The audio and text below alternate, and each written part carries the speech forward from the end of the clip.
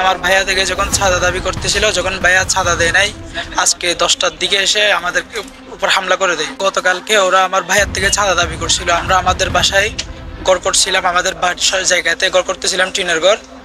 আমার ভাইয়া থেকে যখন চাঁদা দাবি করতেছিল, যখন ভাইয়া চাঁদা দেয় নাই, আজকে 10টার দিকে এসে আমাদের উপর হামলা করে দেয়। ভাইয়ার উপর হামলা করে, আমার উপর হামলা করে।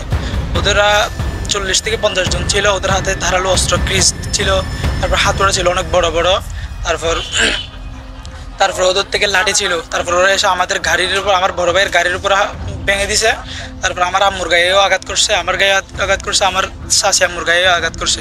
আজকে 9টা বাজায় এসে ডাক দিয়ে বাইর করিয়ে, তোরা কি করছে, চাঁদা না দিলে আমাকে মারি ফেলবো, এরকম করে মারধর করতেছে। আমি বলছি ওরা তোকে মারি ফেলছেন, তোরকে মারি ফেলবো, বাঁচায় রাখে লাভ নাই, ওটা আমার চাঁদা লাগবে, নইলে তোমাকে বাঁচায় রাখতে হবে না।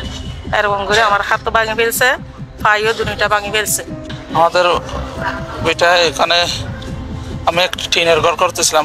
প্রতি বছর পানি উঠে, তো পানি উঠে এখানে আমরা বউ বাচ্চা, আমার মা ভাই বোন নিয়ে অনেক কষ্ট হয়। মানে বছরে 12-20 বারানি পানি উঠে ওখানে। তো সেই জন্য আমি একটা টিনের মাটি ভরাট করে টিনের একটা ঘর করতে চাইছিলাম।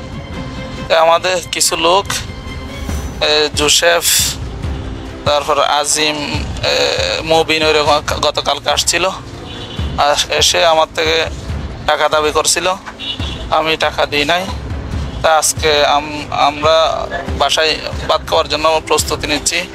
অতর্কিত অবস্থায় এসে আমাদের উপর হামলা চালিয়ে দিই। তারপর আমাদের বড় মাতুল, মানে বিল্ডিং ভাঙে যে ওরকম বড় বড় হাতুড়ি থাকে না, হাতুড়ি দিয়ে, তারপর ক্রিস দিয়ে আমার এখানে প্রায় 13 থেকে 14 সেলাই মাথায় হয়েছে। বিষয়টা হচ্ছে, আমার শ্বশুর বাড়ির লোকজন তারা নিজস্ব জমিতে একটা বাড়ি করতেছে।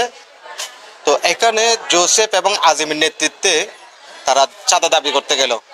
তারা 30 লাখ টাকা চাঁদা চাইলে ওনারা দিতে পারবে না বললে, তখন তারা তাদের উপর অতর্কিত হামলা চালায়। 40 থেকে 50 জন আনুমানিক। তো এদের 4 জনকে আহত করছে, একজন খুব বেশি রক্তাক্ত, খুব বেশি আহত, তারপরে 2 জনও আরো বেশি আহত। তো এখন তাদের তাদেরকে আমরা যখন শিরিকসা দিনে আনলাম, তারা ওইদিকে আবার ওই জমিটা ভারীটা দখল করার জন্য তারা নানান পায়তারা করতেছে। তো আমরা এটা নিরাপত্তাহীনতায় ভুগতেছি, আমার শ্বশুর বাড়ির লোকজন নিরাপত্তাহীনতায় ভুগতেছে, এবং আমরা এটা প্রশাসনের সুদৃষ্টি কামনা করি।